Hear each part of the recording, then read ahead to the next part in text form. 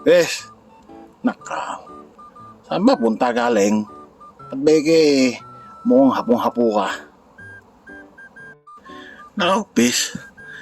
Sabi ko naman sa'yo. Tingnan nangyari pa sa amin kanina, mag-ama. Naghatid niya ako sa bayan, doon sa pilot.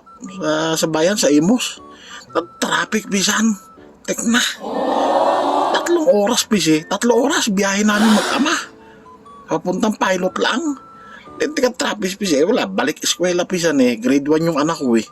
Ay, traffic, Bes. 3 oras. Tingnan.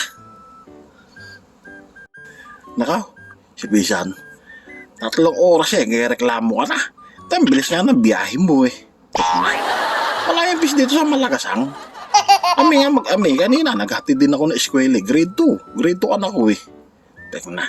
Oy, bis, galing kaming Malagasang Purok 5 lang ha. Malagasang First, Purok 5. Ihatid ko rito sa Malagasang First din. Purok 3 lang. Sipi mo bis, 5 oras din. 5 oras din nga inabot namin sa daan. Lintik ang traffic, bisan. Pusa, bisan. Bumper to bumper eh. Maglaglag ka, pis, ng karayom. Hindi lalaglag, pis eh. Hindi lalaglag sa baba. Naku po, the traffic, pis. Bumper to bumper, 5 oras.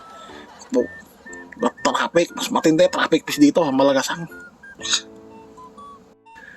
Nabugi na yung mga pisa, no? Kayong dalawa. Paano yung nareklamo nyo? Expressway nga yung dinaanan nyo eh. Ang bilis ng biyahe nyo. Saan ba daan nyo na dyan din makadaan? Wala yung bisan dito sa Bukondala.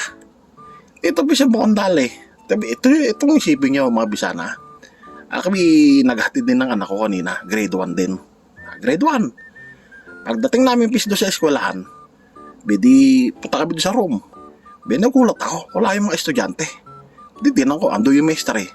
Kyan po, ando yung maestra. Tinanong ko, sabi ko, ma'am, nakaw. Nasaan ba ako yung mga kaskwela ako ng anak ko? Ba't ako wala ko rito sa room? Alam, pisang sagot sa akin ng maestra.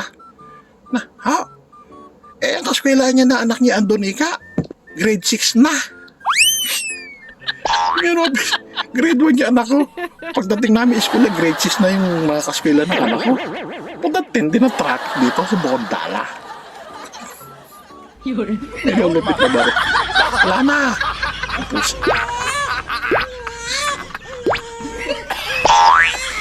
Nisan, wala na kami pinanalong kaso sa'yo.